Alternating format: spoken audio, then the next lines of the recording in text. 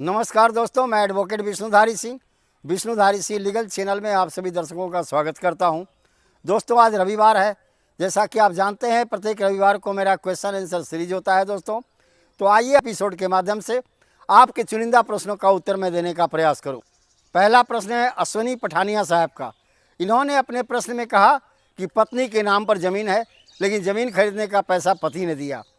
तो अब उस ज़मीन का मालिक कौन है, पत्नी या पति? पठानिया साहब, उत्तर में मुझे कहना है हिंदू सक्सेशन एक्ट की धारा 14 के अनुसार, section 14 of the Hindu succession act के अनुसार, पत्नी या किसी भी औरत के नाम पर कोई संपत्ति किसी रूप में खरीद दी जाए, वह उसकी एब्सोल्यूट मालकिन हो जाती है। जैसे ही कोई पति पत्नी के नाम पर अपना ज़मीन खरीद दिया अपने कमाई से, वह ज़मीन वह संपत्ति पत्नी की हो जाएगी, उसमें पति का भी कोई हक नहीं है। अगला प्रश्न है रीना गुप्ता जी का। इन्होंने अपने प्रश्न में कहा कि मेरे ससुर ने अपने 2 पुतों के नाम पर अपनी सारी पैतृक संपत्ति दान में दे दी। टाइटल डिक्लेरेशन सूट का मुकदमा कर रखा है, लेकिन मेरा वकील का कहना है बिना पिताजी के मरे हुए इस संपत्ति पर आपका हक नहीं है। ये आपका क्या कहना है? उत्तर में मुझे कहना है रीना गुप्ता जी, पैतृक संपत्ति में सभी वारिसानों का हक है। आपके वकील साहब आपको गलत राय दिए हैं। आप टाइटल डिक्लेरेशन सूट कम पार्टीशन सूट फाइल किए हुए हैं, निश्चित रहिए वो रजिस्ट्री भी कैंसिल होगा जो दान पत्र आपके ससुर ने 2 बहुओं के नाम पर किया है, और आपका हिस्सा भी उसमें से मिल जाएगा। अगला प्रश्न है ऋतुराज सिंह का। इन्होंने अपने प्रश्न में कहा कि पुराना वसीयतनामा है, उसके गवाह भी मर गए हैं और हम उसे रजिस्टर्ड कराना चाहते हैं, कैसे रजिस्टर्ड कराएं? उत्तर में मुझे कहना है इसके लिए आपको रजिस्ट्रार के कोर्ट में जाना होगा। रजिस्ट्रार के यहाँ उस गवाह को ले जाना होगा जो गवाह पुराने गवाह को, आपकी वसीयत पर के गवाह के दस्तखत को जानता और पहचानता है। उस गवाह को उन्होंने लिखते पढ़ते देखा है। अगर इतना बात आप रजिस्ट्रार के यहाँ साबित कर देते हैं कि हाँ, इस गवाह को मैंने लिखते पढ़ते देखा है, यह उसी गवाह का हस्ताक्षर है जो इस वसीयतनामे पर दस्तखत किया है, यह उसी आदमी का दस्तखत है, ऐसी परिस्थिति में रजिस्ट्रार उस वसीयतनामे को रजिस्ट्रेशन के लिए अनुमति दे देंगे। अगला प्रश्न है संजीव सरकार जी का। इन्होंने अपने प्रश्न में कहा मेरे दादाजी के नाम पर पैतृक संपत्ति का दस्तावेज है, खतियान है। दादाजी स्वर्गवास कर गए, अब उस ज़मीन को अपने पिताजी के नाम पर हम कैसे लाएँ? उत्तर में मुझे कहना है संजीव सरकार जी, आप सबसे पहले अपने वंश का एक वंशावली बनाएं। एक आवेदन लिखे आप सर्किल ऑफिसर या आपके यहाँ तहसीलदार होगा उसके पास कि मैं उनका एकमात्र वारिसान हूँ या 2 वारिसान हूँ। जितने भी वारिसान आपके दादाजी के पुत्र और पुत्री हैं, सभी लोगों के नाम पर दादाजी का जो भी संपत्ति है पैतृक, उसका दाखिल खारिज कराने के लिए, म्यूटेशन कराने के लिए आवेदन आप सर्किल ऑफिस में दें।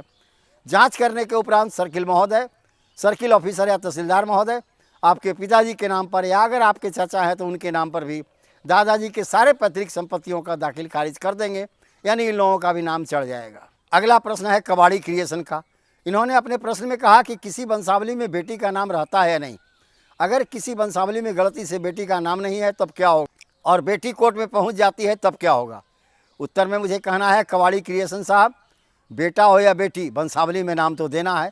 अगर आप किसी बेटी का नाम छोड़ दिए हैं, वह न्यायालय में पहुँच जाती है, तो आपके वंशावली को न्यायालय के द्वारा फॉल्स डिक्लेयर कर दिया जाएगा, गलत डिक्लेयर कर दिया जाएगा। अगला प्रश्न है के एम शिवानी जी का।